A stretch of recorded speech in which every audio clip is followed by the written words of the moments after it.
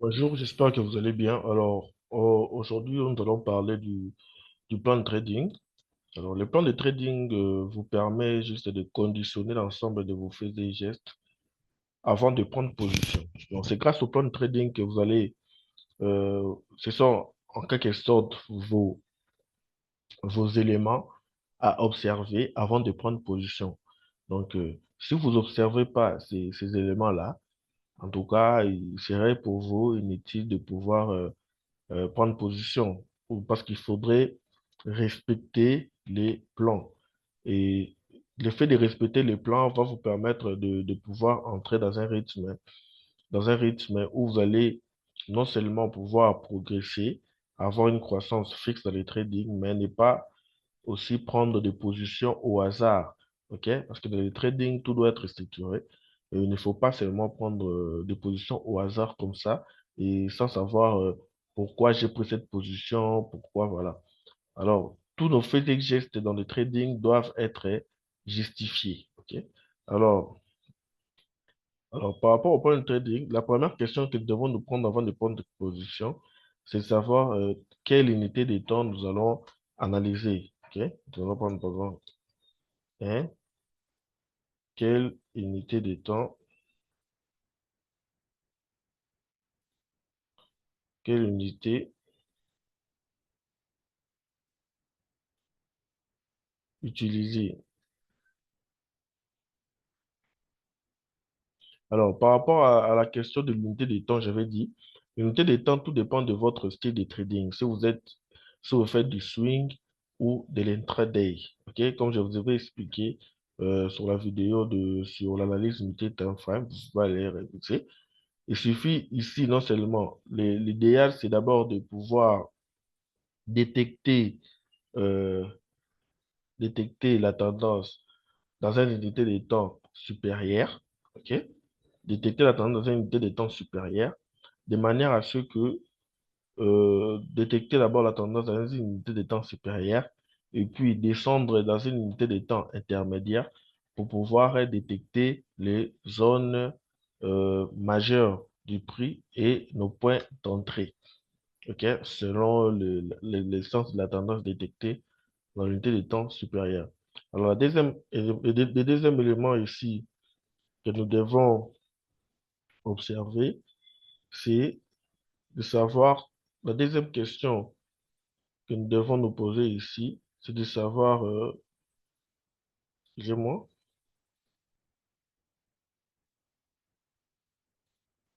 de quelle,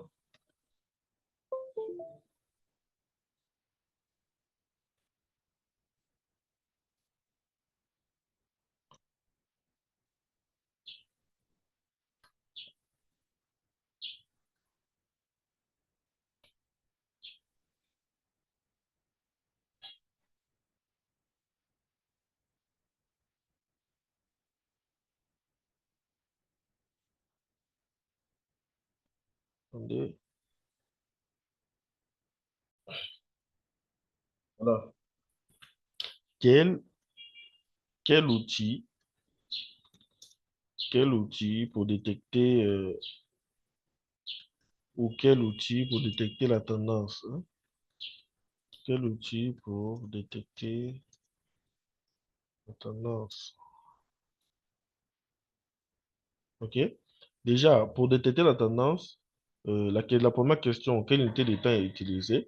Déjà, ça dépend aussi de la manière dont le graphique est constitué. OK? Parfois, lorsque on observe des graphiques, on peut se dire, voilà, par rapport à la constitution de ce graphique, je préférerais d'abord monter sur une unité de temps supérieure pour pouvoir détecter la direction du prix et puis trouver mes zones majeures dans, dans des unités de temps intermédiaires et puis pour pouvoir aussi trouver des confirmations dans de petites unités de temps et trouver mon point d'entrée. OK? Alors, la deuxième question, c'est quel outil pour détecter la tendance? OK? Ici, je vous ai appris plusieurs outils pour détecter la tendance. Je vous ai parlé de la moyenne mobile. Si vous n'arrivez pas à tracer, si vous n'arrivez pas à détecter la tendance par rapport à la théorie des dos. Vous pouvez utiliser la théorie des dos. Voilà. Et, et la troisième question que nous devons nous poser ici, c'est quand entrer. OK?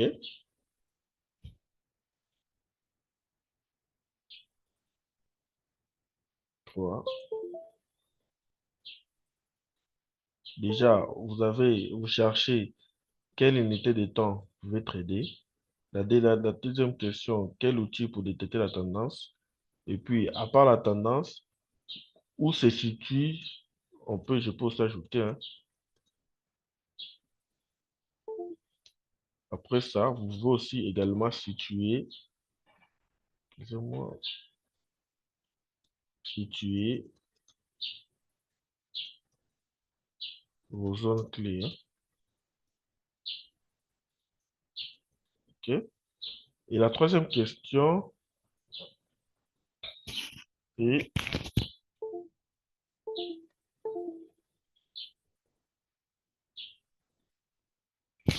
entrer. OK?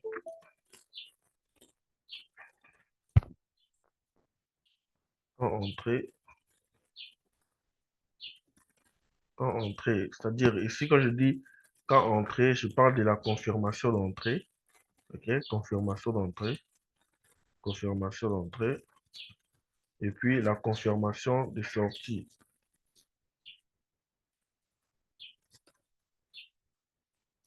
Et puis la dernière question qu'on peut nous poser ici, c'est quel risque prendre?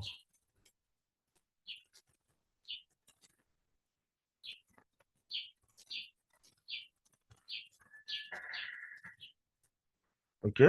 Déjà, premièrement, quelle unité de temps nous allons utiliser? OK? Quel outil utiliser pour détecter la tendance, situer nos zones d'entrée? Je vous ai montré comment détecter la tendance grâce à la théorie des dos.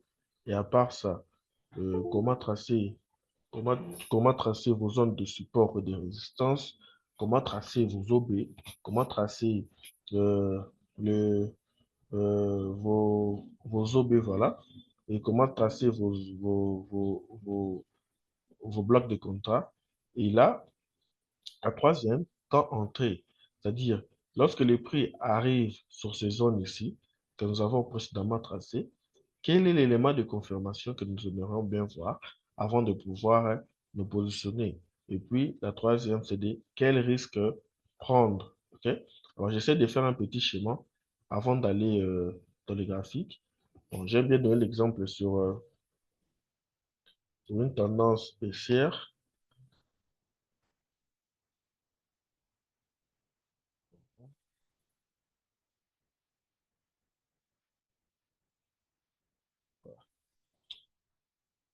Il y a ça, je recommence ici, il y a ça. OK? Bon, bon c'est mieux d'aller directement dans les graphiques.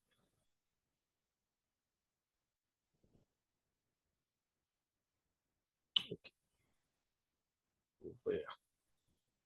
Alors, une fois que vous êtes dans les graphiques comme ça, déjà, la première question, c'est de savoir dans quelle unité de temps vous allez trader. OK? Alors, dans mon cas ici, j'observe d'abord des graphiques. Là, je vais sur Daily. OK? C'est cette unité de temps qui va me permettre de savoir d'où vient le prix et où va le prix. OK? Là, par exemple, je vois sur Daily, la tendance, elle est fortement baissière. Et je vous avais dit, pour détecter un retournement de tendance, il faudrait observer un coach. OK? Donc, si ici, pour que la tendance puisse passer vers une tendance haussière, nous devons observer un coach ici, de la cassure du dernier haut ici. OK?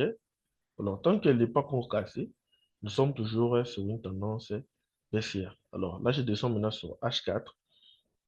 Et sur H4, qu'est-ce que je vais faire? Je vais détecter des zones majeures, OK?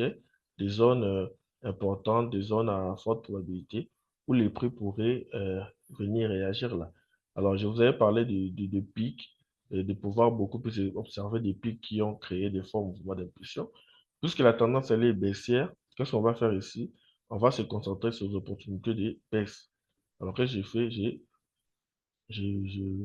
Là, je vois qu'il y a un OB, ok? Il y a un OB. Et puis, nous avons également l'imbalance en bas, ok? Alors, mon prix d'entrée, elle est juste ici, en dessous, ici, voilà. Là, c'est mon prix d'entrée. Alors, je change la couleur pour l'imbalance, une orange, ok? Voilà.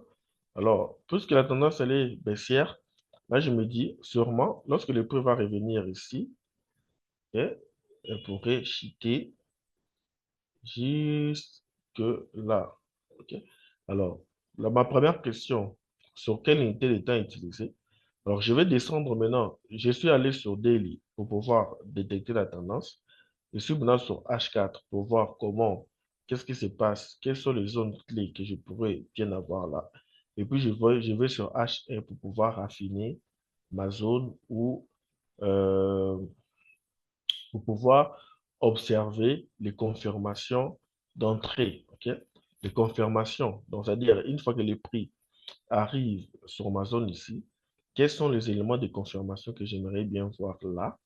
Ok. Quels sont les éléments de confirmation que j'aimerais bien voir ici qui vont me confirmer qu'effectivement les prix vont chuter? Alors, je vous avais dit que on aimerait bien voir des patterns de confirmation ici. Ok. Voilà, j'avais dit qu'on aimerait bien voir déjà même des bougies. Ok, il y a ça, ça, ça. La première bougie englobée par la deuxième. On aimerait bien voir. Ok. Toutes ces bougies-là, ici. Ok. Alors, dès qu'on observe ça, alors cela pourrait constituer des éléments de confirmation qui me dit effectivement que voilà, une fois que les bons prix arrivent ici, les prix pourraient faire quoi? Repartir vers la baisse. Ok. Alors, comme je vous avais dit, après avoir la deuxième question, nous avons, nous avons répondu à notre deuxième question. Et quand entrer, ok, la troisième question, c'est quand entrer. Quand entrer, voilà, il faudrait entendre qu'on ait un élément de confirmation quelque part ici. Alors, quel risque prendre? Alors là, ça dépend maintenant du capital que vous avez en fonction du lot. Alors là, ici, si vous voulez faire une entrée agressive, c'est-à-dire vous pouvez déjà placer votre ordre différé là. Dans mon cas ici, si je vais placer mon ordre différé, là, je vais mettre mon stop loss quelque part au-dessus là. J'ai fait un clic droit, clic droit, propriété, clic droit, propriété, non, non, donc clic droit, je viens ici sur trading, nouvel ordre, voilà, exécution, ordre en attente, là je dois faire celle limite, je fais celle limite. Alors, quel risque prendre? Ok? Alors, tout dépend maintenant ici de votre objectif, de votre capital. Ok? Déjà, tu vas prendre. Là, je vous conseillerais de prendre de l'eau minimum. Vous devez vous référer au livre que je vous ai envoyé sur la gestion de l'eau. OK? Je vous ai envoyé un petit PDF là sur la gestion de l'eau. Il faudrait vous référer à ça d'abord. Alors, je prends le prix, mon prix d'entrée qui est 13,44. 13,44. OK. Je prends mon stop loss qui est 13,7. Et mon TP, j'avais dit, mon TP, ça peut être la zone ici, la sortie de mon TP. Là, c'est mon TP final. Ok. Là, c'est mon TP final. Ok. Bon, puisque j'avais dit sur les mouvements qui réintègrent jusqu'à la zone ici, Qu'est-ce que je dois faire? Je dois détecter maintenant les obstacles qu'il peut avoir là. Il y a ma première obstacle qui est là. Il n'y a que ça, hein. Ok. À part ça, il y a ma deuxième obstacle qui est, je pense, là. Mais il faudrait descendre il faudrait descendre même sur M15 pour pouvoir bien observer dans ce mouvement-là s'il y a des zones. OK? Là, du coup, je ne veux plus prendre le lot minimum. Pourquoi? Parce que nous avons des obstacles ici. Donc, le fait qu'on connaît ces deux obstacles-là, ne me permet pas de pouvoir avoir un lot minimum. Je dois mettre un lot qui va me permettre de faire des prises partielles à chaque fois que les prix reviennent sur cette zone-ci. Comme je vous ai dit, le prix fait souvent de zone to zone. Donc, après avoir ramassé cette imbalance, il pourrait revenir chercher et combler cette imbalance. Il peut repartir directement au swatch. Il pourrait aussi revenir casser et jusqu'à notre TP pouvoir nous créer un BOS et puis réintégrer pour provoquer la continuation de la tendance. Alors, dans mon TP final ici, je mets 12,38. Ok. Puisque je dois effectuer une prise partielle deux fois et que le lot minimum, c'est 0,2, alors dans ce cas ici, je dois prendre 0,2 fois 3. Ok. Donc, c'est-à-dire, il y a le TP1, TP2 et puis le TP3. Le lot minimum, c'est 0,2. Donc, je dois prendre le lot 0,6. La charge, je dois prendre le lot 0,6. C'est clair, non? Là, je prends mon lot 0,6 ici. Et puis, je place.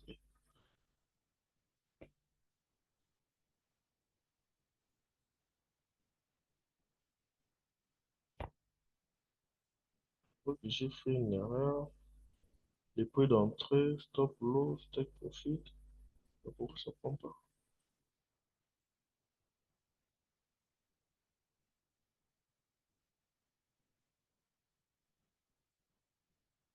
Pas 50.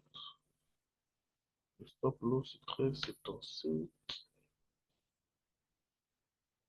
Le TP. Allez, voir le TP.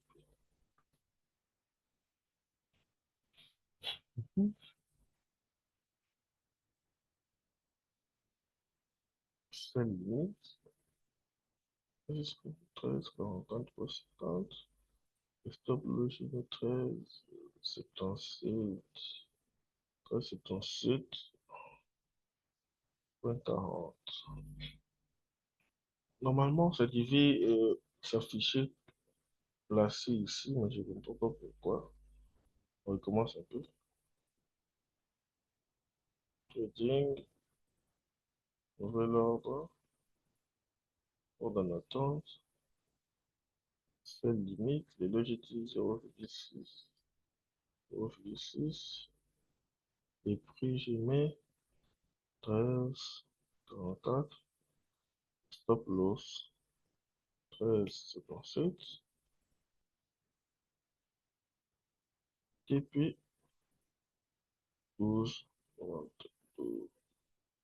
12, 38. Bon, je sais pas pourquoi. Ça affiche pas. Je crois que c'est sûrement un problème de connexion, hein. Alors, voilà. Donc, je vais prendre un lot 0,6 pour pouvoir me permettre de pouvoir prendre ma prise partielle et puis observer. Bon, on prend notre exemple. Bon, là, nous sommes là, par exemple, sur Jump. Déjà, ce qu'il faut savoir, hein, lorsque le graphique n'est pas clair, ne tradez pas. Sautez et cherchez notre opportunité. Alors là, nous sommes sur Jump. On voit clairement que la tendance ici, là, on voit rien. Je monte sur Daily. Vous pouvez même aller sur Weekly hein, pour voir. Je monte sur Daily. Ici, je vois que la tendance, elle était clairement baissière. OK? Pour que la tendance change, je dois casser ce haut ici. Et pour que la tendance continue, je dois casser ce bas ici. Mais ici, on voit que les prix, les marchés sont entrés dans un range. OK? Alors, je vous avais dit que lorsqu'il y a un range, on doit se contenter de faire des zones to zone. OK? Donc, on voit, on a notre range ici. Le range supérieur.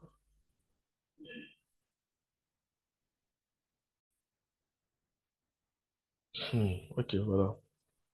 Nous avons notre range ici. Et puis, nous avons aussi l'intermédiaire du range, ok, le milieu du range. Alors, nous, on doit se contenter de faire du zone to zone. Ok. Là, je descends maintenant sur H4 pour pouvoir observer. Je vais privilégier beaucoup plus les opportunités de vente. Pourquoi? Parce qu'auparavant, la tendance, elle était baissière. Mais je vous ai dit qu'on doit faire du zone to zone. Admettons, par exemple, là, on avait notre zone ici. Et on avait une zone là. Attendez, je change de couleur. Mais les zones to zone, vous voyez par exemple là, il y avait un OB valide, il y avait l'imbalance. Alors, lorsque le prix descendait comme ça, je pouvais pouvoir anticiper cette hausse ici. Ok. La logique, elle est la même. Pour faire un TP1 ici, TP2 et puis le TP final, c'est les sommets là. OK? Alors, je vais trader comme ça jusqu'à ce qu'il y aura cassure du range. Et puis, je vais appliquer une stratégie qui est réservée pour la partie pro. OK? Alors là, je peux descendre même sur H1 pour pouvoir bien observer l'évolution du prix. Là, je vois que là, voilà, nous sommes là. Ensuite, on voit clairement que euh, le prix est en train de cibler les bas de notre range ici. OK? Mais l'idéal, c'est de trader la cassure de la range. On doit attendre que cette range ici puisse être cassée et puis pouvoir nous positionner dans la direction prochaine. OK? Alors, on va avoir par exemple ici, OK? Donc, j'ai dit, la première question, c'est de savoir quelle est la tendance, dans quelle tendance nous sommes. Ici, on voit clairement sur daily, nous sommes en range. Ok. On fait du haut du range. Là, nous sommes en train de descendre vers les bas du range. Alors, sur H4, on voit clairement que la tendance, c'est était haussière. On a une autre coche ici, c'est-à-dire, voilà, on a une autre coche ici, une autre coche ici qui nous confirme que la tendance est en train de devenir baissière sur H4. Voilà. Lorsqu'on fait, on détecte maintenant des zones. On va maintenant sur H1 pour détecter nos zones. Même sur H4, on peut se voir. Alors sur H4, on voit bien qu'il y avait ce taux B ici, très valide, là. Et puis en bas, on voit qu'il y a assez d'imbalance ici. Alors on suppose que lorsque le prix va revenir jusque là, voilà, cette chute ici, ici, ok. Donc moi, je vous conseillerais de trader des opportunités à forte probabilité. Donc on va attendre que les prix reviennent.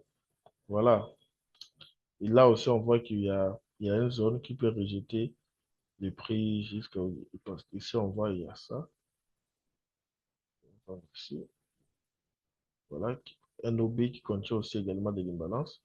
Cet OB peut provoquer le rejet du prix jusque-là avant de pouvoir chuter vers celle. Alors, je vous conseillerais de trader des tendances claires. OK? Lorsque la tendance n'est pas claire, je pense que ça ne sert à rien de pouvoir forcer les entrées, pouvoir chercher où entrer. Alors, lorsque la tendance n'est pas claire, vous pouvez faire du zone to zone. OK?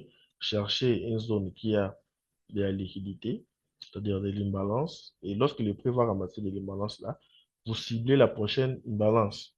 OK? Donc là, ce sera un peu plus simple. Alors, comme je dis, la première des choses à faire, tu détectes,